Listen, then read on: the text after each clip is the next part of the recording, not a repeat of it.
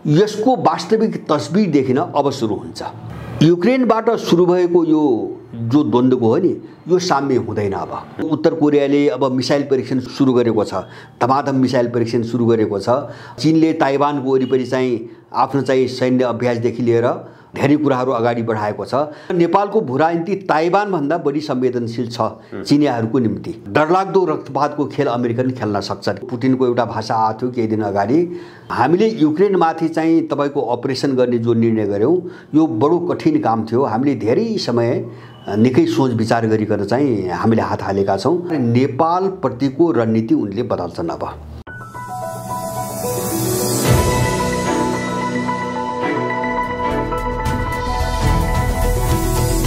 हिमाल online TV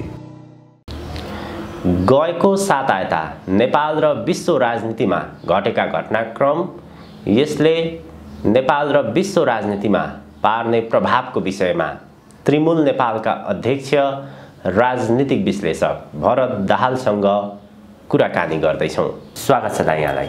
हजुर धन्यवाद। केही दिन अघि अमेरिकन सेनाको जहाज काठमाडौँमा ल्यान्ड भयो। अमेरिकन सेनाको जहाज के उद्देश्यले आयो, जहाजभित्र के हुन सक्छ, त्यहीबाट सुरुवात गरौँ।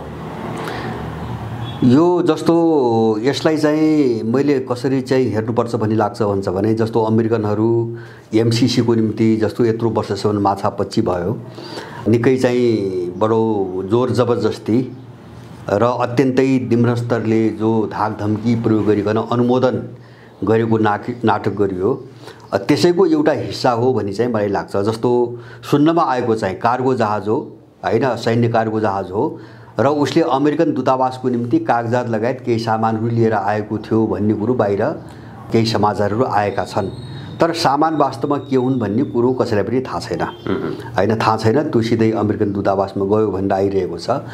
अब यसले के देखाउँछ भन्छ भने, एमसीसी अनुमोदनपछि जस्तो स्वाभाविक रूपमा सबैले बुझ्ने कुरा के हो भन्छ भने, उनीहरूले नेपालको भूराजनीतिलाई गिजोल्नको निम्ति वा दुरुपयोग गर्नको निम्ति जुन योजना धेरै अगाडिदेखि बनाउँदै आएका थिए त्यसैको एउटा हिस्सा हो भन्ने चाहिँ लाग्छ। नत्र भने कार्गो जहाजबाट अहिले अमेरिकाले ल्याउनु पर्ने चिज केही पनि छैन र ल्याएको चिज यदि राम्रो चिज केही हो भने त्यसलाई लुगाउनु पर्ने अथवा चाहिँ तपाईको सार्वजनिक गर्नबाट डराउनु पर्ने कुरा केही पनि छैन र एमसीसी परियोजनासँग सम्बन्धित हो, नेपालको भूराजनीतिसँग सम्बन्धित हो भन्ने कुरा चाहिँ तपाईको बुझ्न सकिन्छ। र जसरी युक्रेनमा जस्तो उनीहरूले गरे नि, युक्रेनमा पनि 2014 देखि अब जुन क्रिमियाको घटना चाहिँ घट्यो त्यसदेखि लगातार यो गएको फेब्रुअरी अस्ति 1 महिना अगाडिसम्म पनि अमेरिकाको CIA को एउटा प्यारामिलिट्री समूहले त्यो डोनबास क्षेत्रमा चाहिँ युक्रेनीहरूलाई तालिम दिइरहेको थियो, युक्रेनी सेनालाई तालिम दिइरहेको थियो र उनीहरूले सधैँभरि अब विभिन्न आवटमा यही गर्दै आएका छन् र उसको त्यो जहाज पनि नेपालको भूराजनीतिक सम्बन्धितै हो र त्यसमा त्यो पनि विशेष गरी एमसीसीसँग नै जोडिएर त्यो आएको छ भन्ने चाहिँ मेरो आफ्नो अनुमान छ। हजुर, एमसीसी अनुमोदन भएको 1 महिना नबित्दै एउटा त नेपालको राजनीतिमा जस्तो प्रकारको परिदृश्य देखिएको छ र विशेष गरी चीनको चासोको विषयमा चीनिया विदेश मन्त्री चैत्र 11 गते 2 दिने नेपाल भ्रमणका लागि आउँदैछन्। चीनको सक्रियता, विदेश मन्त्रीको भ्रमण नेपाललाई दिन खोजेको सन्देश के हुन सक्ला? यो चिनिया परराष्ट्र मन्त्रीको भ्रमण अब उनीहरूकै पहलमा भएको हो र त्यो एकदमै आकस्मिक जस्तो देखिएको छ। यद्यपि यहाँबाट उनी इन्डिया पनि जाँदैछन् र मलाई के लाग्छ भन्छ भने, एमसीसी अनुमोदनपछि एमसीसी को सम्झौतामा एउटा बुदा चाहिँ त्यहाँ राखिएको छ। त्यो के छ भन्छ भने, एमसीसी परियोजनामा कुनै प्रकारको आँच आउने देखिएको खण्डमा अन्य सम्झौताहरूलाई एमसीसीले ब्लक गर्न सक्ने प्रावधान छ। अन्य भन्या छ, त्यो अन्य भनेको अरू देशसँगको सम्झौता हो, त्यो सजिलै बुझ्न सकिन्छ। त्यसैले अरू देशहरूसँग भएका जति पनि सम्झौताहरू छन् तिनी सम्झौताहरूको कारणले एमसीसी को चाहिँ तपाईको योजना अगाडि बढ्न कुनै अवरोध आउने स्थिति देखिएमा ती सम्झौताहरूलाई एमसीसीले निष्क्रिय गर्न सक्छ भन्ने चाहिँ तपाईँको बुझा छ। चिनियाहरूको मुख्य चासो यसैमा हो मैले बुझेको। किन भन्छ भने एमसीसी भन्दा 3 महिना अगाडि बीआरआई सम्झौता भएको छ र चिनिया राष्ट्रपति आइसकेपछि नेपालसँगको बीआरआईसँग नेपालको सम्बद्धतालाई लिएर एउटा ट्रान्स हिमालयन एउटा सम्झौता भएको छ र नेपाललाई उनीहरूले बीआरआईको एउटा गेटको रूपमा व्याख्या गरेका छन् हैन। जस्तो उनका चाहिँ चीनबाट बाहिर निस्किने जति पनि पहलहरू छन्, ढोकाहरू छन्, तीमध्ये नेपाल पनि एउटा ढोका हो, दक्षिण एसियाको ढोका हो भन्ने चाहिँ उनीहरूको व्याख्या छ हैन। त्यो भाषा आएको छ। त्यसकारणले अहिले चिनिया विदेश मन्त्रीको मुख्य जोड बीआरआईसँग भएका सम्झौता कार्यान्वयन गराउने नै हुन्छ। फोकस त्यहाँ, किनभने चाहिँ यिनले 5 बजेदेखि रोकिरहेका छन्। जस्तो केपी ओलीले पुरै रोके, अगाडि बढ्न दिएनन्। अब शेरबहादुर आइसकेपछि त चीनसँगको सीमा विवाद उछाल्नेदेखि लिएर एमसीसी अनुमोदनसम्मका धेरै घटना घटे र यसले के देखाउँछ भन्छ भने चीनसँग भएका कुनै पनि सम्झौताहरूलाई अगाडि बढ्न नदिने अमेरिकनहरूको रणनीति छ भन्ने कुरा यसले बुझाउँछ। त्यही दबाबमै इन्डियाको पनि दबाब छ बीआरआई अगाडि नबढाउनुको निम्ति। यो दबाबको कारणले भएका सम्झौता पनि अगाडि नबढेका हुन् र त्यसलाई अगाडि बढाउने उनको पहिलो प्राथमिकता। त्योभन्दा अगाडि उनीहरू बढ्छन् भन्ने अहिले चाहिँ मलाई लाग्दैन। जस्तो एमसीसीको विषयमा कुनै टिका टिप्पणी चाहिँ उनले गर्लान् भन्ने मलाई लाग्दैन। उनको एउटै चासो कहाँ हुन सक्छ भन्छ भने यो के अरे चाहिँ तपाईँको के अरे व्याख्यात्मक प्रस्ताव भनेर जो नाटक गरे नि, अब त्यो कार्यान्वयन हुन्छ कि हुँदैन भन्ने कुरोमा चिनियाहरूको चासो रहन्छ हैन। किन त्यो प्रस्तावमा देखावटी रूपमै भए पनि नेपालको कानुन लाग्ने, अमेरिकन कानुन नलाग्ने आदि इत्यादि धेरै कुरा गरिएको छ, तर त्यसको कुनै अर्थ छैन। त्यो सम्झौताको सन्दर्भमा त्यसको कुनै पनि अर्थ छैन। तर संसदबाट पारित गरिसक्या हुनाले त्यो कार्यान्वयन चाहिँ हुन्छ कि हुन्न चिनियाहरूले राख्ने एउटा चासो त्यही हो। किन त्यो कार्यान्वयन मात्रै भयो भने पनि अमेरिकालाई सहज ढङ्गले अगाडि बढ्न चाहिँ गाह्रो पर्छ हैन। जो सम्झौतामा जो लेखिएको छ नि त्यो अनुसार अगाडि बढ्न गाह्रो पर्छ। त चिनियाहरूले त्यही व्याख्यात्मक प्रस्तावलाई समात्ने हो हैन। त्यो कार्यान्वयन हुनुपर्छ भनेर अमेरिकनहरूको चलखेललाई रोक्न खोज्ने हो। र अब त्यहीसँग जोडिएको अर्को महत्त्वपूर्ण बाटो मैले भने बीआरआईसँग भएका सम्झौताहरू अगाडि बढ्छन् कि बढ्दैनन्, तिनी कार्यान्वयनमा जान्छ कि जान्छन्, उनले यो चासो राख्छन्। र मलाई यो भ्रमणको अर्को एउटा पाटो के लाग्छ भन्छ भने यो दुईटा प्रश्नको जवाफ उनले जे पाउँछन् त्यो अनुसार नेपालप्रतिको रणनीति उनले बदल्छन्। अब हैन, नेपालप्रतिको आफ्नो धारणा उनीहरूले बदल्छन्। किन भन्छ भने जस्तो युक्रेन त देखे नि, युक्रेन देखे, ताइवान देखे, त अमेरिकाले गर्ने त त्यही हो कहीँ पनि। त्यसैले गर्दाखेरि अब एउटा सकारात्मक खालको जवाब उनीहरूले पाएनन् भने नेपालको चाहिँ सम्बन्धका विषयमा उनीहरूले एउटा पुनर्विचार गर्न सक्ने सम्भावना मैले देख्छु। किन अब त्यो आवश्यकता किन देखिन्छ त भन्छ भने युक्रेन घटनापछि अब रुस पनि एउटा फ्रन्टमा आइसकेका छ। अब यहाँका चाहिँ तपाईँको दलालहरू रुसका विरुद्धमा मतदान गरिरहेका छन्, अमेरिकनको पक्षमा चाहिँ अन्तर्राष्ट्रिय मञ्चहरूमा मतदान गरिरहेका छन्। संयुक्त राष्ट्रसङ्घदेखि लिएर यहाँ बोल्ने मान्छेहरू सबै अमेरिकी ब्लकको पक्षमा बोलिरहेका छन्। असंलग्नताको कुनै पनि मतलब छैन अहिले, त्यो सबै टुटिसकेको छ। यो अवस्थामा अर्को शक्तिले जसका विरुद्ध नेपालको भू राजनीति प्रयोग गर्न खोजेको छ त्यो शक्तिले आफ्नो प्रतिक्रिया दिन्छ। त्यो स्वाभाविक, जस्तै रुसले युक्रेनमा जुन प्रतिक्रिया दियो नि त्यो प्रतिक्रिया नेपालको भू राजनीतिमा चीनले पनि दिन्छ र त्यो रुसले पनि दिन्छ। सायद मलाई लाग्छ यो भोलिको निम्ति अब कसरी सोच बनाउने भन्ने सबै चाहिँ एउटा योजना अनुसार, एउटा निष्कर्ष अनुसार चिनिया विदेश मन्त्रीको यो भ्रमण हुन लागेको मेरो आफ्नो चाहिँ बुझाइ छ। पछिल्लो समय नेपालमा, नेपालको राष्ट्रिय राजनीतिमा जसरी सर्वोच्चबाट प्रधानमन्त्री चुन्यो, नेपालका हरेक क्षेत्रमा अमेरिका लगायत पश्चिमा मुलुकहरूको प्रभाव कति रहेछ भन्ने कुरा पनि देखियो। एमसीसी पनि त्यही ढङ्गले संसदबाट अनुमोदन भयो। सरकारको तयारी हेर्दा एमसीसी कार्यान्वयनको बाटोतर्फ गएको त्यो प्रकारको आन्तरिक तयारी गरेको पनि देखिन्छ। एमसीसी कार्यान्वयनको बाटोमा गयो, नेपाल अमेरिकन कित्तामा गयो भने त्यो परिस्थितिमा चीनको प्रतिक्रिया कस्तो रहन्छ? अब प्रतिक्रिया यस्तो हो, हामीले बुझ्ने के हो भन्छ भने जस्तो रुसले युक्रेनमाथि किन आक्रमण गर्यो भन्ने पाटोलाई हामीले हेर्नुपर्छ। किनभने कुनै पनि देशको राष्ट्रिय हित भन्ने कुरा कति संवेदनशील हुन्छ भन्ने कुरा हामी युक्रेनबाटै बुझ्छौँ। जस्तो युक्रेनमाथि आक्रमण गर्ने रुसी रहर पनि होइन, इच्छा पनि होइन। मलाई लाग्छ त्यही कारणले युद्ध लम्बिएको छ।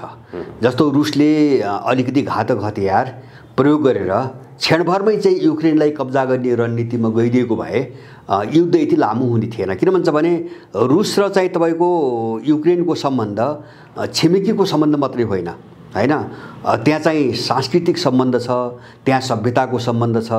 जस्तो ग्रेटर चाहिँ रसियाको पहिलो राजधानी, सबभन्दा पुरानो राजधानी नै किभ हो, हैन। युक्रेन सधैँभरि किभको के अरे चाहिँ रसियन पार्ट भएर तपाईँको काम गर्दै आएको छ। त उनीहरू घरभित्रै घुसिकन जो चाहिँ तोडफोड गर्न खोजे त्यसले चाहिँ रुसका अगाडि धेरै क्षेत्रमा चाहिँ चुनौती खडा गर्यो। एउटा जस्तो सार्वभौम सत्तामाथि त गर्ने भयो नै, हैन। जस्तो युक्रेनलाई नेटोमा सामेल गरेर युक्रेनको रुससँगको चाहिँ सिमाना नजिक चाहिँ तपाईँको नेटो पस्यो भने त रुसको सार्वभौम सत्तामाथि खतरा त आयो नै। त्यो मात्रै होइन, उनको कल्चरमा विभाजन आउने, उनको सभ्यताका बिचमा चाहिँ तपाईँको विभाजन आउने, उनका घर परिवारका सदस्यहरूको बिचमा विभाजन आउने, यो हरेक खालका समस्याहरू आउने भए, होइन। एक खालले पश्चिमाहरू रुसको घर फोड्न चाहिँ त्यहाँ प्रवेश गर्न खोजेका हुन्। त्यस कारणले त्यो जोखिम कति चाहिँ खतरनाक हुन्छ भन्ने कुरा रसियनहरूले त नबुझ्ने कुरा त भएन। त्यसकै स्वरूप चाहिँ आखिर आफ्नो अस्तित्वमाथि नै अब एउटा निर्णायक खालको चुनौती उनीहरूले अगाडि तेर्सिसकेपछि रसियनहरू हात हाल्न बाध्य भए। सारमा त्यही हो। र नेपालको भू राजनीतिमा एमसीसीले जो चुनौती चीनका अगाडि खडा गर्छ नि, चिनियाहरूले दिने प्रतिक्रिया यही हो। यसमा कसैले शङ्का मान्नु पर्दैन। र नेपालको भू राजनीति ताइवानभन्दा बढी संवेदनशील छ चिनियाहरूको निम्ति, हैन।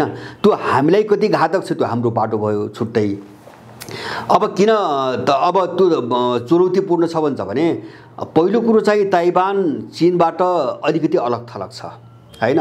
र ताइवानको जो चाहिँ तपाईँको रणनीतिक महत्त्व छ त्योभन्दा तिब्बतको महत्त्व धेरै गुणा माथि छ, हैन। तिब्बतको रणनीतिक महत्त्व धेरै गुणा माथि छ।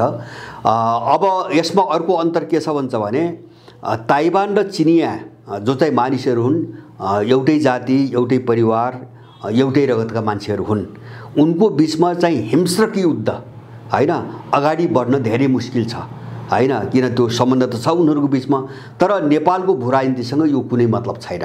नेपालको भू राजनीतिबाट डरलाग्दो रक्तपातको खेल अमेरिकन खेल्न सक्छन्। किन भन्छ भने नेपालमा खेलिने तपाईँको रगत र चिनियाहरूको अथवा तिब्बतीहरूको रगत मिल्दैन। त्यस कारणले यो बढी क्रूर हुन्छ। भोलि चाहिँ मुठभेड अगाडि बढ्यो भने यो बढी क्रूर हुन्छ। त्यस कारणले अब अर्को चाहिँ मैले देखेको के हो भन्छ भने तपाईँको तिब्बत एकछिन मानुस चीनको अङ्ग रहेन भने मलाई लाग्छ चीन भनी देशको कुनै राजनीतिक महत्त्व हुँदैन, अन्तर्राष्ट्रिय राजनीतिमा कुनै महत्त्व हुँदैन। किन भन्छ भने चीनको निम्ति एउटा शक्ति, चीनको एउटा शक्ति, चीनको स्रोत जो प्राकृतिक स्रोतदेखि लिएर भू राजनीतिक लोकेसन अवस्थितिसम्मको हिसाबले चीन चाहिँ के अरे तिब्बत चाहिँ तपाईँको चीनको मुटु हो। त्यस कारणले गर्दाखेरि तिब्बतमा चाहिँ तपाईँको सामान्य हस्तक्षेप अथवा चाहिँ हलचल आउने अवस्था पैदा भयो भने उनीहरूले त्यसको चाहिँ भयानक प्रतिक्रिया दिन्छन्। यसमा कुनै विवाद छैन। मैले अघि नै पनि भने नि, सायद मलाई लाग्छ एमसीसी यस्तो चाहिँ जबरजस्ती र कृत्रिम ढङ्गले अनुमोदन गरिसकेपछि अब नेपालको विषयमा उनले एउटा सोच बनाउन जरुरी भइसकेको छ। किनभने भोलि त्यही ढङ्गले डिल गर्नुपर्छ, हैन। भोलि त्यही ढङ्गले व्यवहार गर्नुपर्छ। त्यसैले अहिलेसम्म जो चोचोमोचो मिलाएर अगाडि बढेको स्थिति हामीले जो देख्यौँ नि, भित्र चाहिँ तपाईँको विशेष गरिकन सत्ताको वरिपरि रहेका दलहरू, यसमा नेपाली जनताको कुरा नगरौँ, जनताको चाहिँ जनमत फरक छ, मनोविज्ञान धेरै फरक छ। सत्ताको वरिपरि रहेका जस्तो काङ्ग्रेस, एमाले, माओवादी, माधव नेपाल, अब बाबुराम मधेसवादी टाइपका यिनी इन्डो पश्चिमा दलालहरू सँग जुन खालको सम्बन्धको बीचबाट उनीहरू गुज्रिए, मलाई लाग्छ त्यो अब धेरै अपर्याप्त भएको छ र यसमाथि उनीहरूले पुनर्विचार गर्छन्। यो भ्रमणपछि यो मुद्दामा उनीहरूले पुनर्विचार गर्छन् भन्ने चाहिँ मलाई लाग्छ। हजुर, के भनिन्छ भने अमेरिका 1991 पछि जसरी एकलौटी रूपमा संसारको एउटा बादशाह जस्तो उपस्थिति भयो, उसको शक्तिको उदय भयो, पछिल्लो केही वर्ष यता संसार बहुशक्तिशाली राष्ट्रमा ध्रुवीकृत भयो। अमेरिका सामु यस्तो एउटा चुनौती रणनीति खडा भयो। अब उसले चीनलाई रुसलाई नरोक्ने हो भने उसको संसारको अस्तित्व, संसारको एउटा चाहिँ शक्तिशाली राष्ट्रको ट्याग भनौँ अथवा चाहिँ उसको पहिचान एसियातिर शिफ्ट हुने भयो। त्यसकारणले अमेरिका जसरी भए पनि यो प्रभुत्व कायम राख्न चाहन्छ। त्यसकारणले अमेरिकाको रणनीति भनेको अन्य देशहरूमा युद्ध गराउने। नेपालमा पनि ऊ जसरी जबरजस्ती रूपमा प्रवेश गरिरहेको छ, युक्रेनको केसमा युद्ध गराएर छाड्यो उसले, नेपालमा पनि युद्ध गराउँछ कि भन्ने त्यो प्रकारको घटनाक्रमहरू सङ्केतहरू देखिन्छ। अमेरिका सहज ढङ्गले नेपालबाट फर्केला जस्तो देखिँदैन अहिलेसम्मको घटना परिस्थिति हेर्दाखेरि। जसरी जबरजस्ती उसले एमसीसी संसदबाट अनुमोदन गराएर छाड्यो, परिस्थिति पिक्चर कस्तो देखिन्छ यी सम्पूर्ण घटनाक्रमलाई हेर्दा? अमेरिकाले जुन उद्देश्य, तपाईले युक्रेनको कुरा गर्नुभयो, ताइवानको कुरा गर्नुभयो, यो मात्र होइन, अमेरिकाको एउटा जातीय चरित्र, उनको एउटा कल्चरल चरित्र के हो भन्छ भने उनले विश्वमा कहीँ पनि शान्ति हुन दिँदैनन्। अमेरिका भनेको संसारभरिको युद्धको स्रोत हो हैन। अहिले पनि अमेरिका त यस्तो देश हो जसले 150 वटा अरू देशहरूका विभिन्न झन्डै 900 स्थानहरूमा चाहिँ आफ्नो सेनाको उपस्थिति कायम राखेको छ अहिले पनि। भनेपछि अब अमेरिकनहरूको एउटा सभ्यतालाई हामीले कसरी बुझ्नुपर्छ भन्छ भने अर्काको बर्बादी, मान्छेहरूको रगत, विग्रह, द्वन्द्व, हिंसा र अराजकतामा आफ्नो जीवन देख्ने र त्यहाँ आफ्नो फाइदा देख्ने उनको एउटा त्यसको खालको एउटा मेन्टालिटी, मानसिकता विकास भएको छ। उनको चरित्र नै त्यही हो। त्यसैले गर्दाखेरि अब अहिले मात्रै हैन, जस्तो 1990 मा सोभियत संघको विघटन भइसकेपछि पनि उनीहरूले संसारभरि चाहिँ अशान्ति फैलाउनु कहीँ पनि छोडेनन्। जबकि उनको एकाधिकार थियो विश्वमा, सोभियत युनियनको विघटन भइसकेको थियो, उनलाई चुनौती दिने कुनै पनि देश थिएन। अब चीनको चाहिँ अन्तर्राष्ट्रिय राजनीतिमा कुनै हिसाब थिएन त्यो बेला पनि उनले के गरे भन्छ भने इराकदेखि सुरु गरे। उनले 90 मा इराकदेखि सुरु गरे, अनि त्यसपछि तपाईको चेचेन्यामा भड्काए, अनि त्यसपछि के अरे युगोस्लाभियामाथि आक्रमण गरे, चेकोस्लोभाकियामाथि त्यस्तै भयो। त्यसपछि चाहिँ तपाईको के अरे चाहिँ अफ्रिकी मुलुकहरुमा पुगे हैन, उनीहरू चाहिँ अफ्रिकातिर तपाईको लागे। अनि त्यसपछि फेरि दोस्रो पटक 2003 मा इराक, अफगानिस्तान, सिरिया, लिबिया हुँदै उनीहरू युक्रेन आए। भन्छ भने विश्वमा अरू कुनै देशहरू चाहिँ उसलाई टक्कर दिने देशहरू नभए पनि उले हत्या र हिंसा फैलाउन छोड्दैन। किन भन्छ भने मान्छेलाई मार्ने, लडाउने, जुधाउने र एउटालाई समातेर चाहिँ लुट्ने, फाइदा उठाउने उसको चरित्र हो। अब त्यही अनुसार जस्तो उसले युक्रेनमा गर्यो, युक्रेन यो हालतमा पुग्ने थिएन हैन। उले पहिले के गर्यो भन्छ भने केही युक्रेनीहरूलाई उकासेर रसियन जातिका विरुद्धमा भड्कायो। जस्तो क्रिमिया सङ्कट त्यही कारणले आएको हो। जस्तो डोनबास क्षेत्रमा तपाईको जो युक्रेनको सत्ता पक्षले जुन रुसी भाषीहरूमाथि चाहिँ अत्याचार गर्न थाले, नरसंहार गर्न थाले, अब त्यही बल्झिँदै गयो। युक्रेनभित्र आन्तरिक द्वन्द्व सुरु भयो, मतभेद सुरु भयो। अब त्यसलाई समात्यो अमेरिकनहरूले, पश्चिमाहरूले त्यसलाई समाते र एउटा तबकालाई समातेर युक्रेनमा पस्ने कोसिस गरे, त्यसलाई नेटोमा सामेल गर्ने कोसिस गरे। त्यसैको नतिजा आज हामी देखिरहेका छौँ।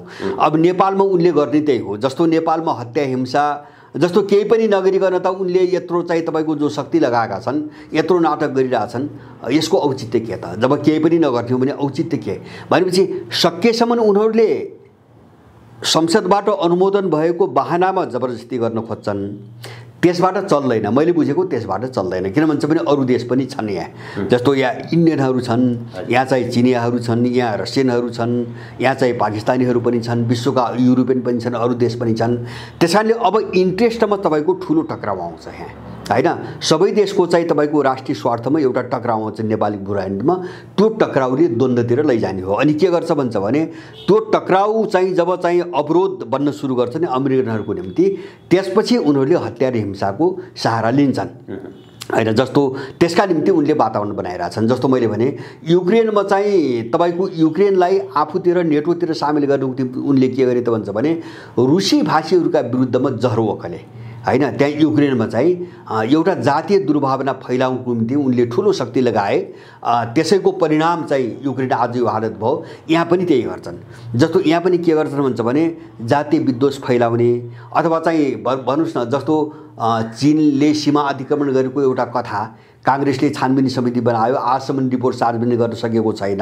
अनि किन गर्दैन भन्दाखेरि हाम्रो त्यहाँ सीमा हेर्ने मेसिन चाहिँ बिग्रिया रहेछ, त्यसले एक्युरेट चाहिँ देखाएन भनेर चाहिँ गोलमटोल कुरा गरिरहेका छन्। तर मैले भन्न खोजेको एउटा चीनका विरुद्धमा बनाऊ एउटा जनमत कसरी खडा गर्ने भनेर उनीहरूले काङ्ग्रेसलाई प्रयोग गरेर धेरै कोसिस गरिरहेछन् हैन। जस्तो चीनमा चाहिँ तपाईँको नेपाली केटीहरू लगेर वेश्यावृत्ति गराएको भनेर पराएर चाहिँ यहाँ प्ले कार्ड झुन्ड्याएका केही मान्छेहरू पनि सडकमा देखे, चिनिया झन्डा पनि जलाइए।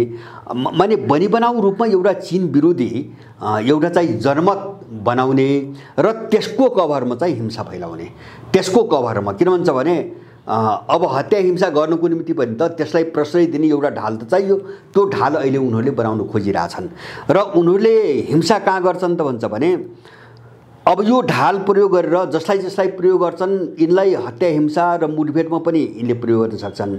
र दोस्रो कुरो मुजाहिद्दिनको नाममा उनले पटक पटक चाहिँ नेपालमा मुजाहिद्दिनको आक्रमणको खतरा छ भनेर धेरै पटक रिपोर्ट ल्याइसके, आफ्नो रिपोर्ट बाहिर ल्याइसके। मुजाहिद्दिनको नाममा उनले सङ्गठित गरेका कुनै आपराधिक समूहबाट हत्या हिंसा पनि उनले गराउँछन्। अब यो खेलमा उनीहरू त्यो बेला जान्छन् जब उनको एमसीसी उनले सोचे जस्तो एकदम सरल ढङ्गले अगाडि बढ्न सक्ने सम्भावना हुँदैन।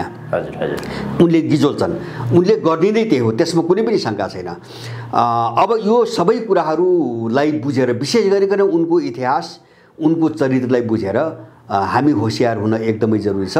तर यसको चाहिँ तपाईँको काउन्टर हुन्छ भन्ने कुरामा हामीले चाहिँ कतै पनि शङ्का किन लिनु हुँदैन भन्छ भने युक्रेन त हामीले देख्यौँ नि, युक्रेन त हामीले देख्यौँ।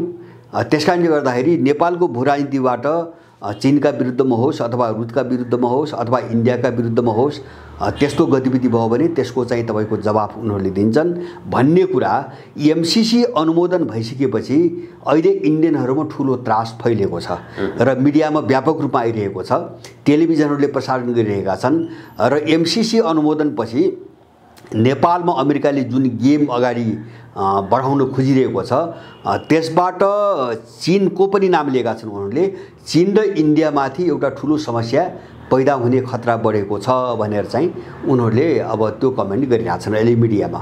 भनेपछि अब यो सबै चिजको बिचमा उनीहरू कसरी अगाडि जान्छन् भोलि त्यो देखाउने कुरा हो। त्यो अमेरिकनहरू सक्छन् सक्दैनन् यहाँबाट अब खेलिरहन्छन् वा यिनीहरू भाग्नुपर्ने अवस्था आउँछ, यो धेरै चिज त युक्रेनको घटनापछि साफ हुन्छ। तर उनको मिसन नेपाललाई एउटा ठुलो रक्तपातमा चाहिँ तपाईँको धकेलेर चाहिँ अगाडि बढ्ने हैन, चीन विरुद्ध अगाडि बढ्ने रणनीति हो भन्ने कुरामा चाहिँ कुनै शङ्का छैन। हजुर, नेपाल र चीन सम्बन्धको विषयमा कुराकानी गरौँ। लामो समयदेखि नेपाल र चीन बीच ऐतिहासिक सम्बन्ध रहँदै आएको छ। चीनको सम्बन्धमा केही जानकारहरू के भन्छन् भने चीनलाई पनि त्यति धेरै विश्वास चाहिँ हामीले गरिहाल्नु हुँदैन। इतिहासलाई फर्केर हेर्दाखेरि अप्ठ्यारो परेको अवस्थामा नेपालले चीनलाई सहयोग गरेको छैन। त्यसकारणले चीनसँग पनि हामीले त्यही प्रकारको एउटा कूटनीतिक सम्बन्ध कायम राख्नुपर्छ। यदि चीनले साँच्चै नेपालको बारेमा सकारात्मक सोचेको भए दरबार हत्याकाण्डमा चीनले रोक्न सक्थ्यो भन्ने केही प्रश्नहरू अलिकति चीनको सम्बन्धमा पनि उठ्छ। छोटकरीमा चीन र नेपालको सम्बन्ध कस्तो सम्बन्ध हो, नेपालले चीनसँग कस्तो प्रकारको सम्बन्ध राख्नुपर्छ? अब यो हिजोका घटनाहरूमा जस्तो अहिले चाहिँ दरबार हत्याकाण्डको बारेमा चीनलाई सबै कुरो थाहा थियो, त्यसले रोक्न प्रयास गरेन। यिनी सबै मलाई चाहिँ हावादारी कुरो मात्रै लाग्छ हैन। किन भन्छ भने अब चीनलाई थाहा हुने घटना त दरबारलाई थाहा नहुने कुरा त थिएन हैन। दरबार जो मारिए उनीहरूलाई आफैलाई त्यो घटना थाहा थिएन भनेपछि कुनै पनि चाहिँ अपराधी शक्तिले तत्त्वले यस्ता घटनाहरू घटाउँदाखेरि त्यो सबैले थाहा हुन सक्ने गरी थाहा पाउने गरी घटाउँदैन, एउटा कुरा।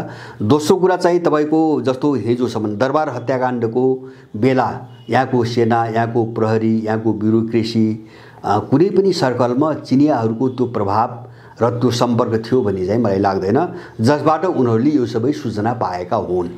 र सूचना पाएको भए मलाई अर्को के लाग्छ भन्छ भने अमेरिकाले फ्री तिब्बत भनेर चाहिँ पश्चिमाहरूले दशकौँदेखि नेपाल गिजोल्न खोजिरहेका छन्। अनि दरबार हत्याकाण्डको सूचना चीनले पाएको भए चीन चुपे लागेर बस्थ्यो भन्ने मलाई विश्वास लाग्दैन। किन भन्छ भने त्यो कुनै न कुनै रूपमा त्यही तिब्बत मिसनसँगै जोडिएको घटना हो। त्यो त उनीहरूले नबुझ्ने कुरा भएन। त आफ्नै विरुद्धमा पनि चाहिँ जोडिएको घटना का बारेमा सबै सूचना पाउँदै उनीहरूले केही पनि गरेनन् भन्ने कुरा एउटा गलत कुरा हो।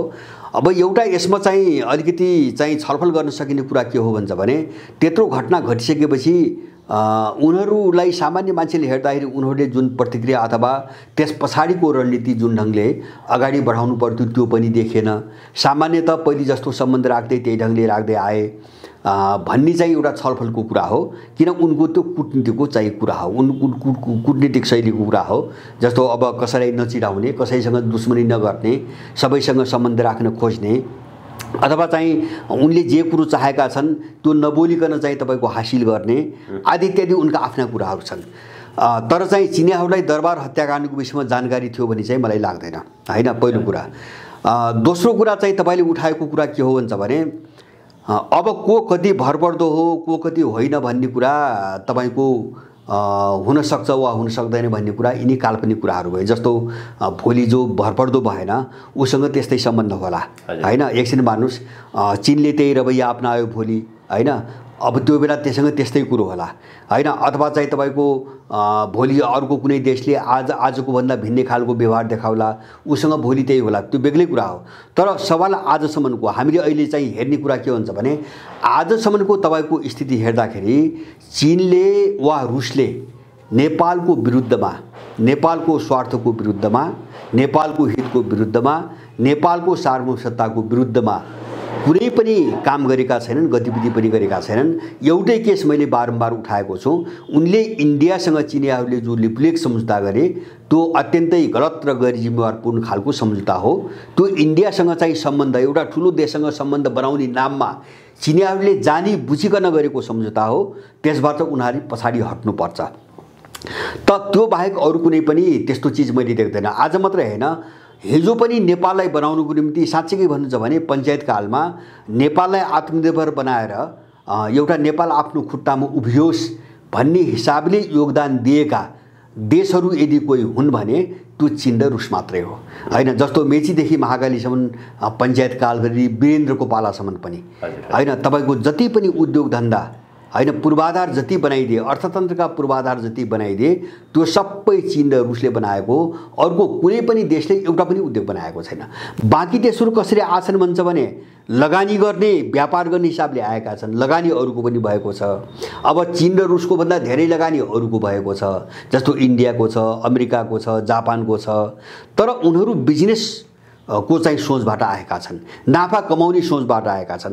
तर एउटा राष्ट्रलाई योगदान दिउँ, यो विकास गर्नुको निम्ति योगदान दिउँ भनेर यत्रो चाहिँ पूर्वाधारहरू बनाइदिने, विकासका पूर्वाधारहरू, उद्योग धन्दाहरू बनाइदिने रुस र चीन बाहेक अर्को कुनै पनि देश देखेन। त्यो त हामीले हिजो पनि देखेका छौँ इतिहास, र आज पनि हामीले सुनिरहेका छौँ, पढिरहेका छौँ कि चिनियाहरूले मेचीदेखि महाकालीसम्म औद्योगिक पूर्वाधार बनाउनुको निम्ति उनले चाहिँ अरबौँ चाहिँ तपाईँको अनुदान दिने, उनले बनाइदिने प्रस्ताव पनि राखेको होइन, राखेका छन्। तर यहाँका मान्छेहरूले मानिरहेका छैनन्। जस्तो मेची महाकालीको जो पहाडी चाहिँ तपाईँको बेल्ट छ, यसलाई पुरै औद्योगिक बेल्टको रूपमा बदल्नको निम्ति हामी सहयोग गर्न सक्छौँ, होइन। तपाईँहरूको त्यो रूपरेखा प्राप्त भयो, होइन, एउटा चाहिँ त्यो योजना प्राप्त भयो भने हामी यसमा सहयोग गर्न सक्छौँ भन्ने उनले भनेको कयौँ वर्ष भइसक्यो। तर यहाँका मान्छेहरूले गर्दैनन्। त्यो अमेरिकन, युरोपियन, इन्डियनले हुन दिइरहेको छैन। त्यसकारणले गर्दाखेरि आजको दिनसम्मलाई हेर्ने हो भने के हो भन्छ भने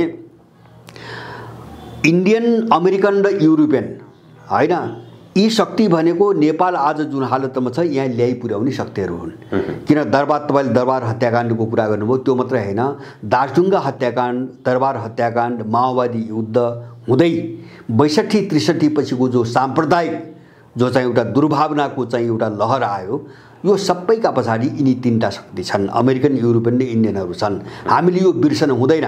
अहिले अन्तर्राष्ट्रिय घटनाक्रमको मूल्याङ्कन गर्दा हामीले हाम्रो भूराजनीतिलाई गिजोलेर हामीलाई यो सङ्कटमा ल्याइ पुर्याउने, देशलाई यस्तो दरिद्र बनाउने, नाङ्गो बनाउने र चाहिँ 80 लाख चाहिँ यहाँका मान्छेहरू देशभित्र चाहिँ काम गर्न नपाएर विदेश जानुपर्ने अवस्था यिनै शक्तिले सृजना गरेका हुन् र यो काम चीन र रुसले कहिले पनि गरेका पनि छैनन्। त्यसकारणले गर्दाखेरि हामीले अहिले मूल्याङ्कन गर्दाखेरि हामीप्रति कसले कस्तो व्यवहार गरेको छ हामीले त्यो हेर्ने कुरा हो।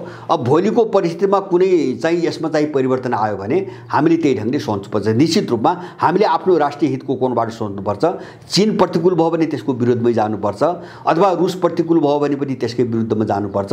तर आजको सन्दर्भमा यस्ता कुराहरू एकदम काल्पनिक कुराहरू हुन्। यो चिजहरूलाई आधार बनाएर हामी चाहिँ अगाडिका घटनाहरूबारे सोच विचार गर्न सक्ने अवस्था अहिले छैन। नेपालको कूटनीतिक मामलामा चीन असफल भयो, अमेरिका लगायतका युरोपेली राष्ट्रहरू सफल भए।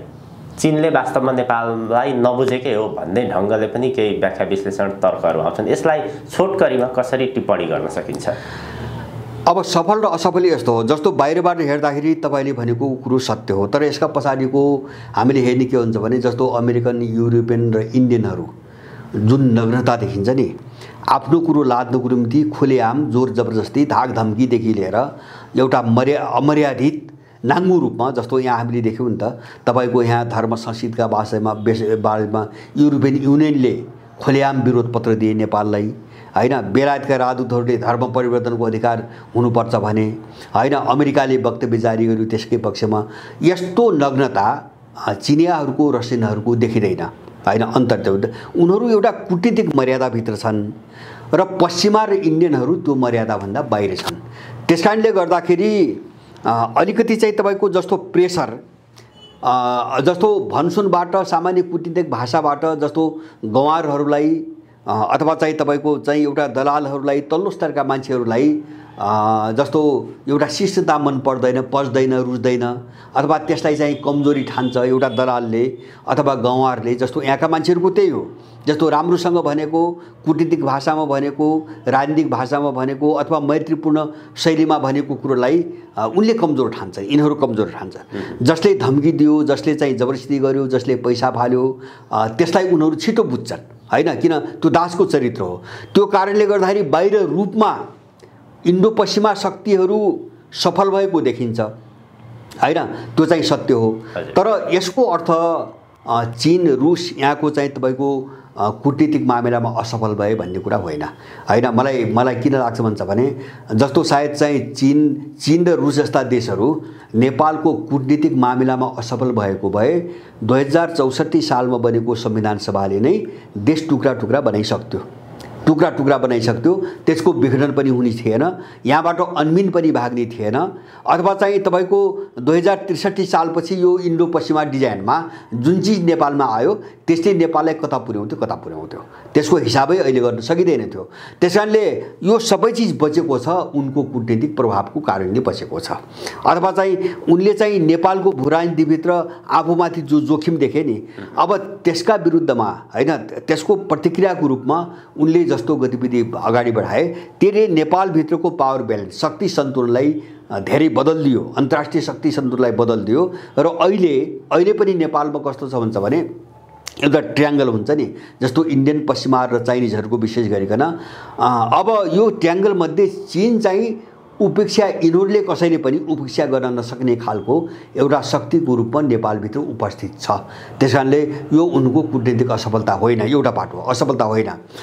दोस्रो पाटो के हो भन्छ भने सधैँभरि यो चल्दैन। तपाईँले भनेको अर्को एउटा चिज सत्य हो, मलाई पनि त्यो सत्य लाग्छ।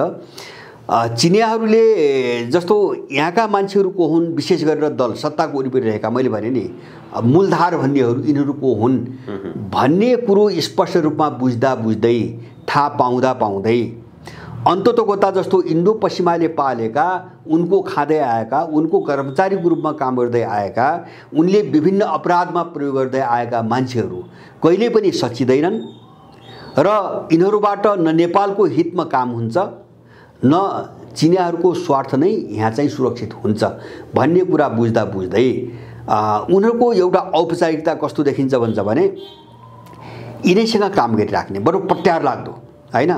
पट्यार लाग्दो देख्ने र चिनियाहरूको एउटा सुरुदेखिको समस्या के हुन्छ भने एउटा जनस्तरमा चाहिँ तपाईँको आफ्नो सम्बन्ध अगाडि नबढाउने, खालि राज्य स्तरमा मात्रै भन्ने। यो पार्टीहरूसँग सम्बन्धमा त यिनीहरू त धेरै पछि आए, केही वर्ष मात्रै भयो। योभन्दा अगाडि त यिनीहरू के भन्थे, कुनै व्यक्ति संस्था पार्टी यिनीसँग भेटघाट गर्न गयो भने तपाईँ सरकार मार्फत आउनुहोस् भन्थे। उनले सरकार मार्फत आउने बाहेक कसैसँग उनले सम्पर्कै गर्दैनथे, कुरै गर्दैनथे। अब त्यो चाहिँ उनीहरूको तरिका चाहिँ इन्डो पश्चिमा शक्तिको चरित्रलाई नबुझ्नु, नेपालको भू राजनीतिको नबुझ्नुको नतिजा थियो। तर यो धेरै रहन्न।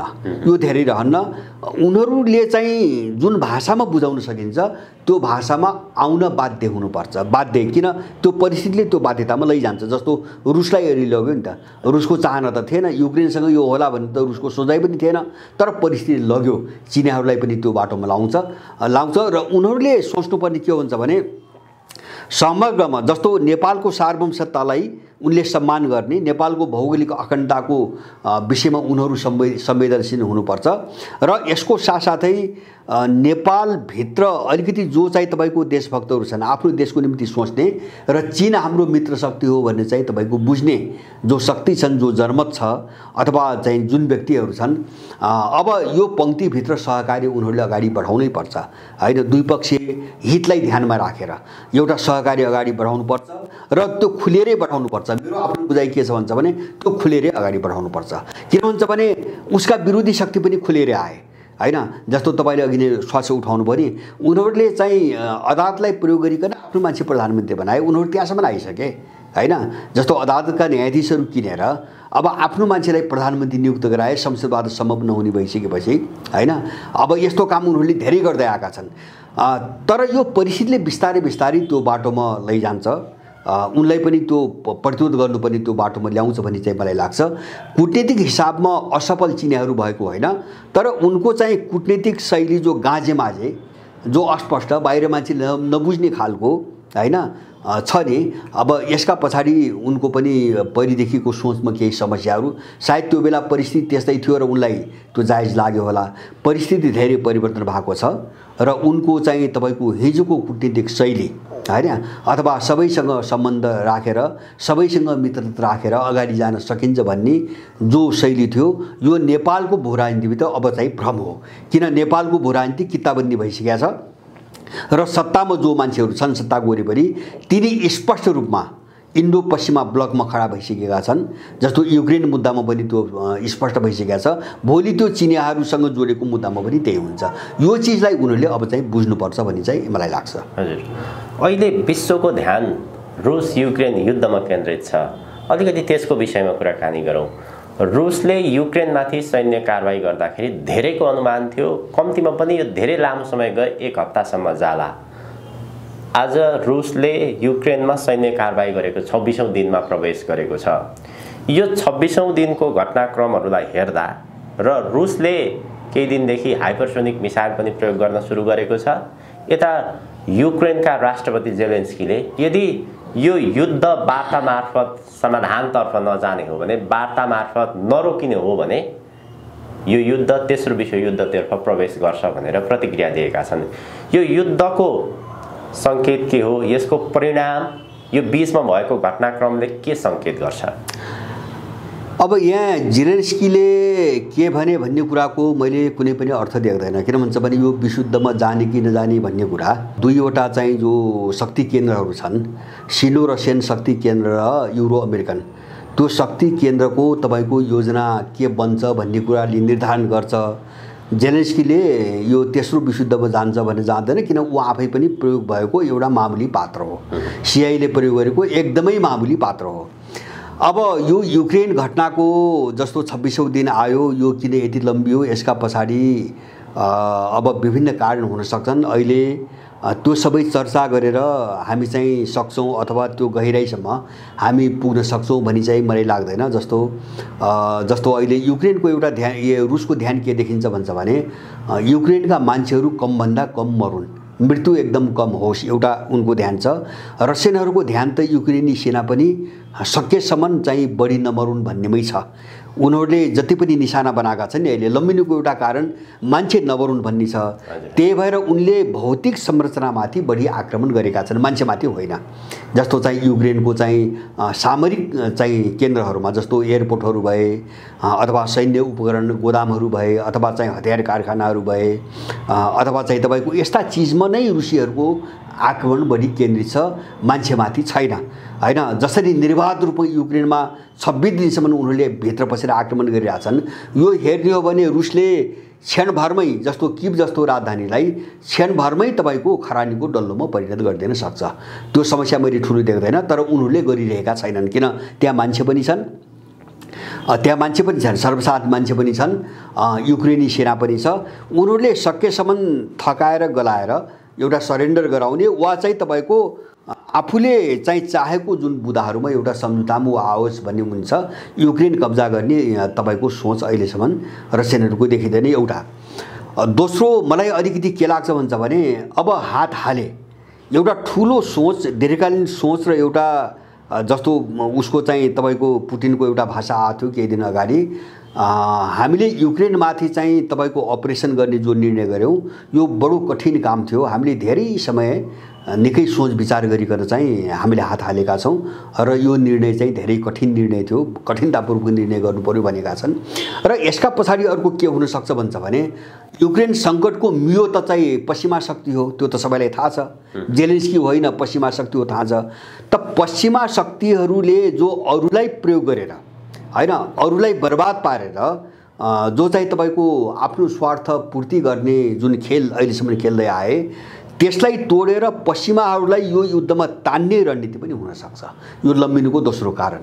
जस्तो यसको सिम्टम एउटा कहाँ देखियो भन्छ भने इरानले जो इराकको इर्बिलमा अमेरिकन सैन्य बेसमाथि आक्रमण गर्यो, अब भोलि यस्ता अरू घटना होलान्।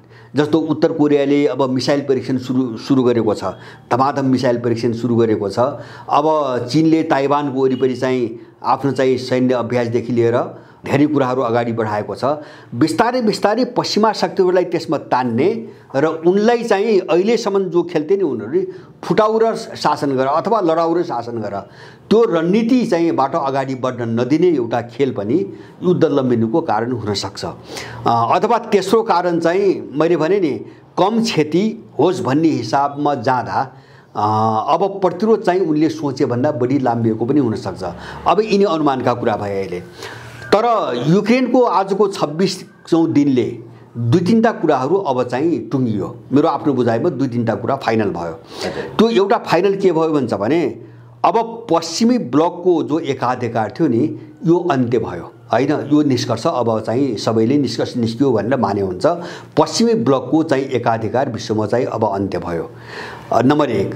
दोस्रो कुरा चाहिँ तपाईँको पश्चिमी गठबन्धन अब हिजो जुन चाहिँ सुदृढ अवस्थामा देखिन्थ्यो नि त्यो अब सम्भव छैन। पश्चिमी गठबन्धनमा अब विशृङ्खलता सुरु हुन्छ। जस्तो विशेष गरिकन युरोप र अमेरिकाको बिचमा हिजो जुन एकता थियो त्यो एकता अब भोलिका दिनमा कायम हुने सम्भावना मैले देख्दैन। किन भन्छ भने अब इकोनोमी कस्तो आयो त भन्छ भने रसियनहरूसँग जस्तो अमेरिकनहरूले जुन ढङ्गले वार पार गर्न सक्छन् नि त्यो वार पार युरोपले गर्न सक्दैन, सम्भव छैन। अहिले पनि उनीहरू आतङ्कित छन्। जस्तो युक्रेनलाई लिएर रुसप्रतिको व्यवहार पनि धेरै ठुलो अन्तर छ र यसलाई चाहिँ साम्य पार्नको निम्ति जर्मनी र फ्रान्सले जुन शक्ति लगाइरहेका छन्, जुन पहल गरिरहेका छन् वार्ताको, अमेरिकाले एकपटक पनि गरेन। अमेरिकाको अहिलेसम्मको जोड लडाउने कुरामा छ, जर्मनी र फ्रान्सको जोड चाहिँ वार्ता गराउने कुरामा छ। किन भन्छ भने युरोप जोखिममा छ। अब यो युद्ध लाम्यो भने युरोप जोखिममा छ, युरोप पुरै चाहिँ ठप्पै हुन्छ। अहिलेदेखि नै उनीहरू अब यो युद्ध लम्ब्यो र चाहिँ यसको आर्थिक असर बढ्दै गयो भने अर्को जाडोदेखि चाहिँ युरोपमा मान्छे मर्न सुरु गर्छ भनेर उनीहरूले भनिसके। त्यसैले यो कसरी चाहिँ यो सङ्कट चाहिँ समाधान गर्ने भनेर चाहिँ उनीहरू अहिलेबाट नै त्यो छलफलमा लागिसके। एउटा चाहिँ तपाईँको के भन्छ भने पश्चिमी वर्चस्वको अन्त्य भयो होइन। दोस्रो यो 26 दिनको एउटा रिजल्ट के हो भन्छ भने कम्तीमा विश्व 2वटा ब्लकमा चाहिँ स्पष्ट रूपमा बाहिर आयो र समानान्तर व्यवस्था सहित होइन। त्यो शक्तिको ब्लक मात्रै होइन, त्यो शक्तिको ब्लक मात्रै होइन, त्यो आफ्नो मूल्य मान्यताको हिसाबले पनि एउटा छुट्टै ब्लक, आफ्नो चाहिँ सिस्टम होइन, जस्तो व्यवस्था प्रणालीदेखि लिएर हैन, जसलाई उनीहरूले वर्ल्ड अर्डर भन्छन्। एउटा वर्ल्ड अर्डरदेखि लिएर आफ्नो वित्तीय प्रणाली, हाम्रो सामरिक प्रणाली अथवा चाहिँ आफ्ना चाहिँ विभिन्न खालका आर्थिक प्रणालीहरू सहित एउटा समानान्तर विश्वको उदय भयो। यो टुङ्गो लाग्यो हैन। र तेस्रो चिज चाहिँ के टुङ्गो लाग्यो मलाई किनभने युक्रेन जुन अवस्थामा टुङ्गियोस् हैन, त्यसको चाहिँ मैले हिसाब गर्दैन अहिले। चाहे युक्रेनले चाहिँ आत्मसमर्पण गरोस्, चाहे युक्रेन सम्झौतामा आओस्, वा चाहिँ तपाईको युक्रेन चाहिँ तपाईकोलाई रुसले मिलाओस्, परिणाम जेसुकै होस्, तर युक्रेनबाट सुरु भएको यो जो द्वन्द्वको हो नि, यो साम्य हुँदैन। अब यो साम्य हुँदैन। यो डरलाग्दो ढङ्गले युक्रेन घटनाको चाहिँ एउटा इन्डिङ पछि, जुन रूपमा भए पनि इन्डिङ पछि यसको वास्तविक तस्बिर देखिन अब सुरु हुन्छ। र मलाई के विश्वास लाग्यो भन्छ भने जस्तो रसियनहरूले, अब यसमा चिनियाहरू पनि छन्, यो चाहिँ तपाईको ब्लकले अब पश्चिमाहरूलाई, विशेष गरिकन अमेरिकनहरूलाई अब युक्रेन सङ्कटको एउटा टुङ्गोपछि अब पश्चिमाहरूलाई अब तान्न छोड्ने छैनन्। पश्चिमाहरूले अब तान्छन्, अगाडि बढाउँछन् र उनीहरू मुछिनै पर्छ। उनीहरू चाहिँ अब यो जो बल्झियो नि, जो घाउ बल्झियो नि, यो बल्झिँदै जान्छ, विस्तार हुन्छ र विश्वमा विशाल चाहिँ तपाईँको विभाजन देखा पर्छ। अहिलेसम्म हेर्दाखेरि मैले के देख्छु भन्छ भने अमेरिकन र युरोपियनबाट विश्वका देश कति फ्रस्ट्रेट रहेछन् भन्ने कुरा, जस्तो रुसको विरुद्धमा जो तपाईँ देख्नुहुन्छ नि आवाज, त्यो ठ्याक्कै पश्चिमा ब्लक मात्रै छ। ठ्याक्कै जो हामीले नेटो भन्थ्यौँ नि, त्योभन्दा बाहिर अस्ट्रेलिया, जापान, ताइवान र दक्षिण कोरिया, बस यो 4वटा देशभन्दा अर्को देश मैले देखेको छैन। बाँकी सबै नेटो हैन, पश्चिम युरोप र अमेरिका हो रुसमाथि नाकाबन्दी लगाउने, नत्र भने पश्चिमी ब्लक भित्रै रहेका भनी मानिएका सबै देशहरू अहिले चाहिँ रुसमाथि भएको नाकाबन्दीको विरुद्धमा खडा भए। जस्तो मेक्सिको, ब्राजिल, इन्डिया अथवा चाहिँ तपाईँको टर्की समेत हैन, जो नेटोमै सामेल छ, अहिले पनि नेटोकै सदस्य हो। यिनी सबै ठुला देशहरू तपाईको रुसमाथिको जो प्रतिबन्ध हो त्यसलाई कायम गर्न अस्वीकार गरे। इन्डिया त कस्तो ठाउँमा पुग्यो भन्छ भने यत्रो नाकाबन्दीको बिचमा उसँग चाहिँ 35% सस्तोमा दिने जो चाहिँ ग्यासको प्रस्ताव गर्यो रुसले, त्यो किन्ने चाहिँ तपाईको प्रक्रियामा इन्डिया अगाडि बढ्यो, त्यो पनि रुबल र भारूमा डलरलाई चुनौती दिँदै। भनिसकेपछि पश्चिमा शक्तिले आफ्नो चाहिँ वर्चस्व गुमाइसकेको छ। अब यसको चाहिँ तपाईको अन्त्य कुन दृश्यबाट देखिन्छ, कुरा त्यो मात्रै हो, आफ्नो वर्चस्व उसले गुमाइसकेको छ। र युक्रेन पछि अब अर्को एउटा दृश्य के देखिन्छ, एउटा त विश्वको विभाजन, समानान्तर विभाजन।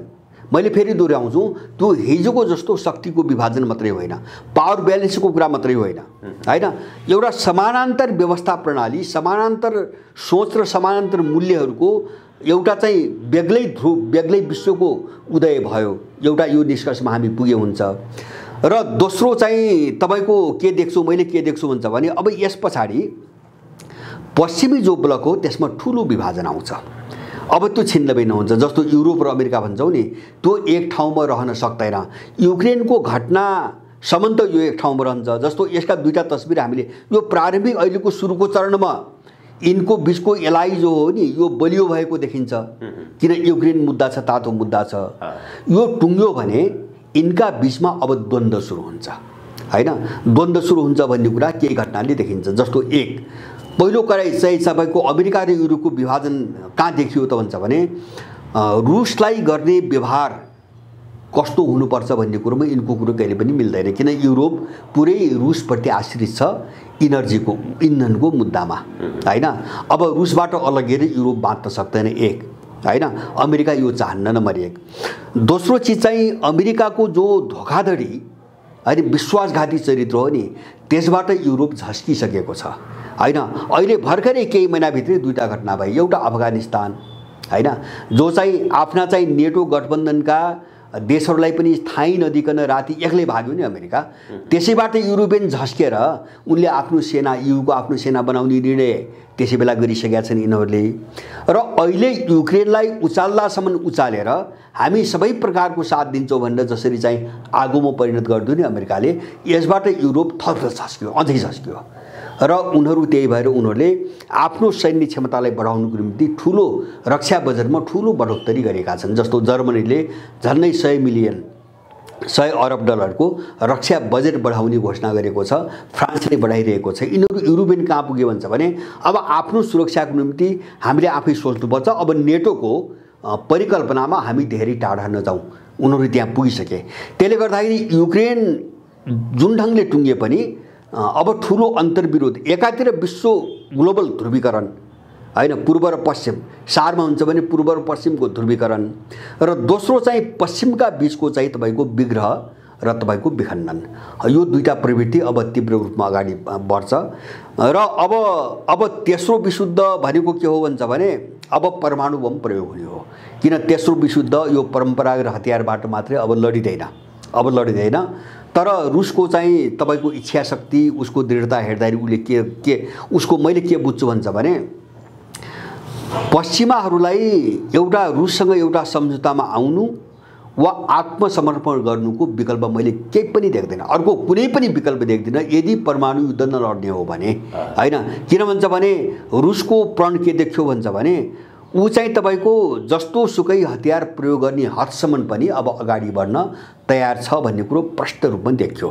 र रुस अब बाँकी चाहिँ तपाईँको पछाडि हट्ने भनेको आफू ढलेर हो, आर्थिक सङ्कटबाट हलेर हो, त्यो सम्भावना मैले देख्दिनँ हैन। रुस चाहिँ जस्तो यो यिनको पश्चिमाहरूको प्रतिबन्धले रुस धराशायी हुने कुनै पनि सम्भावना मैले देख्दिनँ। किन भन्छ भने ग्यासको यत्रो लडाइँको बिचमा ग्यासको व्यापार सबै चलिरहेको छ। युरोपियनसँग जो नर्थ स्ट्रिम 2 भन्ने जो सुरुको पाइपलाइन थियो त्योबाट ग्यासको व्यापार चलिरहेको छ। केही सीमित ठाउँमा उनले प्रतिबन्ध लगाएका छन्, धेरै ठाउँमा लगाउन मानिरहेका छैनन्। त्यो मात्रै होइन, जस्तो इन्डियासँग चलेको छ, मेक्सिकोसँग चलेको छ, टर्कीसँग चलेको छ, ब्राजिलसँग चलेको छ, अरू देशसँग चलेको छ। त्यसकारणले नाकाबन्दीको उनको पश्चिमी युरोपका केही देशहरू जो EU भनिन्छ अहिलेसम्म EU, केही मात्रामा र अमेरिकनहरू, बस यो नाकाबन्दीले रुसलाई असर त गर्छ नै, सबैलाई गर्छ। तर रुस चाहिँ धराशायी हुने सम्भावना मैले देख्दैन। अब रुस धराशायी पनि हुन्न हैन। र यो चाहिँ तपाईँको पछाडि पनि जब फर्कन्न भने अब दुईटा बाटो हो, या परमाणु युद्धसम्म जाने हदसम्म पश्चिमा शक्ति फ्रन्टमा आउनु पर्यो, या भनेपछि रुसले जो अगाडि सारेको छ विशेष गरिकन मैले देखेको दुई तीनटा कुरा हो। यो यति हुने थिएन। एउटा चाहिँ 1900 चाहिँ के अरे सोभियत युनियनको विघटनपछि रुससँग जो सम्झौता भयो हैन, त्यसमाथि विश्वासघात गरे, त्यो पालना गर। रुसले डिसेम्बर 7 मा पठाएको एउटा नाटोलाई सुरक्षा सम्झौता पत्र पठाछ। एउटा मुद्दा यति हो, त्यो अमेरिकाले पनि पठाएको छ हैन। जस्तो पूर्वतिर नेटोको विस्तार नगर्ने भन्ने जुन कमिटमेन्ट थियो उनीहरूको सम्झौता, त्यसमा बस। एउटा चिज उसको त्यो हो। दो युक्रेनको सन्दर्भलाई लिएर 1900 यो क्रिमियाको घटनापछि 2014 र 15 मा जो मिन्स्क सम्झौता भयो त्यसको पालना गर, त्यो सम्झौताको पालना गर। त्यो हुन दिएनन्, यिनीहरूले पालना गर्न दिएनन् हैन। दोस्रो मुद्दा। तेस्रो मुद्दा, युरोपलाई एउटा तटस्थ राष्ट्रको रूपमा चाहिँ घोषणा गर्नुपर्छ र उसको डिसआर्मेन्ट गर्नुपर्छ। उसलाई चाहिँ हतियारबाट मुक्त गर्ने र उसलाई सुरक्षित गर्ने चाहिँ ग्यारेन्टी कमिटमेन्ट गरिदिने, तर उसलाई चाहिँ नेटोभन्दा अलग एउटा तटस्थ भूमिको रूपमा राख्ने। बस यो मुद्दामा तपाईँको पश्चिमाहरू नआउनु। मलाई लाग्छ यो मुद्दा सबैको भलाइको निम्ति हो, त्यो रुसको भलाइको निम्ति पनि होइन। युरोपको पनि सुरक्षा होस्, अमेरिकाको पनि होस्, रुसको पनि होस्। रुसले राखेको प्रस्ताव त्यही हो। त्यसलाई नमान्ने हो भने रुस विशुद्धमा जान तयार छ। मैले देखेको त्यही हो। अमेरिकाको इतिहासदेखि आजसम्मको रणनीति भूमिका हेर्ने हो भने अहिले तत्कालको घटनामा पनि युक्रेनलाई युद्धमा होम्ने काम प्रत्यक्ष रूपमा अप्रत्यक्ष रूपमा अमेरिकाको भूमिका नै देखिन्छ। युरोप होस्, एसिया होस् अथवा समग्र विश्वलाई युद्धतर्फ होम्ने काम अमेरिकाले नै गरेको देखिन्छ। तर अमेरिकाले चीनका प्रधानमन्त्री यो रुस र युक्रेनको युद्धको सम्बन्धमा रुसलाई सैन्य सहयोग नगर्न आग्रह गरेका छन्। अमेरिकाको यो रणनीति आग्रह दोहोरो रणनीति हो कि अथवा उसले कस्तो प्रकारको भूमिका खेलिरहेको छ रुसलाई सैन्य सहयोग नगर्नु भनेर? होइन, उसको दोहोरो त हुँदै हो। जसले उसले चाहिँ युक्रेनलाई गर्ने हैन, हतियार पठाइराख्ने, सबै चिज गरिराख्ने, अनि रुसले अर्कालाई नगरोस् भन्ने चाहिँ यो साम्राज्यवाद उसको चाहिँ तपाईँको एउटा कुत्सित भावना भनौँ न हैन। उसको कुत्सित भावना कति चाहिँ डरलाग्दो छ भन्ने कुरो त्यसैले पनि देखाउँछ। दोस्रो चाहिँ उसको त्यो चाहिँ कायरता पनि हो, किन अमेरिका खस्किँदै गएको एउटा चाहिँ कुरा चाहिँ त्यहाँबाट पनि देख्न सकिन्छ। जुन चीनलाई उनले रसियाभन्दा ठुलो शत्रु हो भनेर घोषणा गरेका छन्, त्यो देशसँग गएर अब रुसलाई सहयोग नगर, अब आर्थिक पनि सहयोग नगर, व्यापार पनि नगर, हतियार पनि नदे आदि इत्यादि कुराहरू गरिरहेका छन् भनेपछि अब त्यसले के देखाउँछ भन्छ भने रुसबाट बच्नको निम्ति अब चीन एउटा भरोसा हुन सक्छ भन्ने खालको सोचमा उनीहरू पुगेको देखिन्छ हैन। अब त्यसबाट चाहिँ उनीहरू कति चाहिँ कमजोर हुँदै गएका छन् भन्ने कुरो देखिन्छ, किन यो उसकै नाकाबन्दीले पनि त अमेरिकाको अर्थतन्त्रमाथि नराम्रो असर त गरिरहेछ हैन। मुद्रास्फीतिदेखि लिएर हैन महँगाई त तीव्र रूपमा बढिरहेछ अहिले अमेरिकामा। त्यसकारणले गर्दाखेरि चीनका अगाडि जानु एउटा उनको दोहोरो चरित्र हैन, दोहोरो चरित्र। दोस्रो चाहिँ तपाईको आफू कमजोर भइसकेपछि अब चाहिँ जो सबभन्दा ठुलो दुश्मन भनिएको हो, अब उसको आडमा चाहिँ तपाईको जोगिने बिन्दुमा पुग्ने भनेको उनको आफ्नो कमजोरी हो हैन। उनी कमजोर हुँदै गए भन्ने देखिन्छ। तर अमेरिकनहरूको यो मृग मरीचिका हो, किन भन्छ भने जति पनि अहिले घटनाहरू घटिरहेछन्, मेरो आफ्नो बुझाइ मैले सबै तपाईसँग पनि भनेको थिएँ, यो डिसेम्बर 15 मा के अरे चाहिँ जो ओलम्पिक भयो चीनमा हैन, त्यो चीनको ओलम्पिकमा सी र पुटिनको बीचमा जुन भेटघाट हुँदैछ यसले विश्वको नक्सा पूर्ण रूपमा बदल्नेवाला छ। मैले उही बेला भनेको थिएँ यसले विश्वको नक्सा पुरै बदल्नेवाला छ, विश्व बेग्लै खालको चाहिँ स्वरूपमा देखिनेवाला छ अब त्यसको लगती केही समयपछि भन्ने मैले त्यही बेला पनि बनाएँ। किन त्यो एउटा लामो र बृहत छलफलपछि अब कसरी मुभ गर्ने, युक्रेन सङ्कट चाहिँ सुलिँदै गएपछि कसरी मुभ गर्ने भन्ने उनका बिचमा एउटा सबै छलफल भइकन पुटिन त्यहाँबाट फर्किया छन् र अब उनका बिचमा जे सहमति भयो त्यही सहमति अनुसार, त्यही योजना अनुसार त्यसको 2 दिनपछि रुसले नेटो र चाहिँ अमेरिकालाई सुरक्षा प्रस्ताव पठाएको छ। अब त्यो नमानेपछि त रुसले चाहिँ अपरेसन सुरु गरेको छ भनेपछि यसबाट चीन अलग्गिएर रहन्छ भन्ने कुरा त्यो कसैले सोच्न सक्ने कुरा होइन।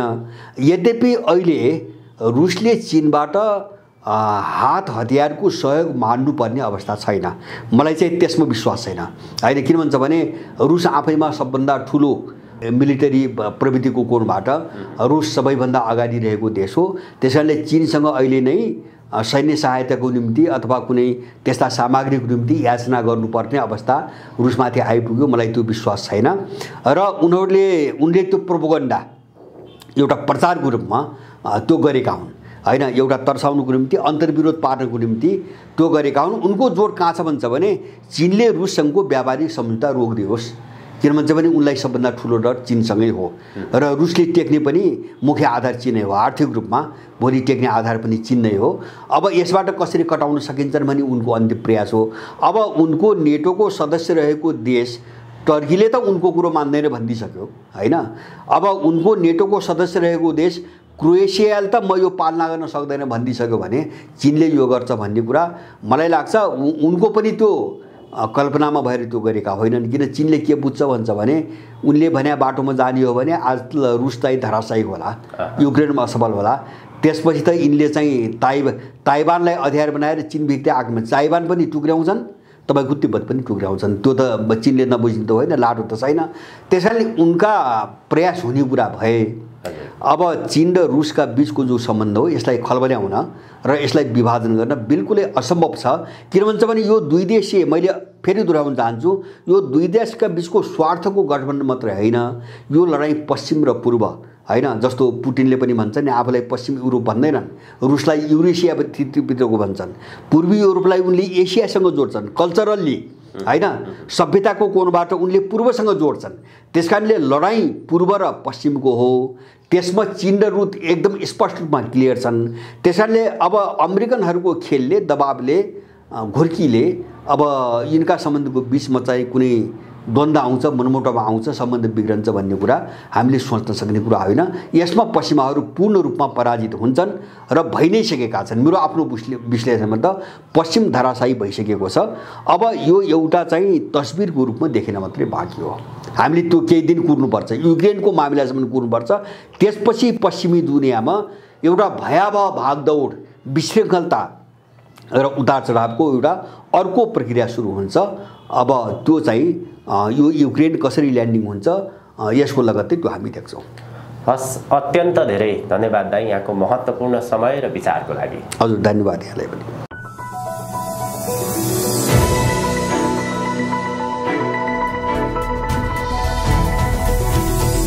हिमाल अनलाइन टिभी।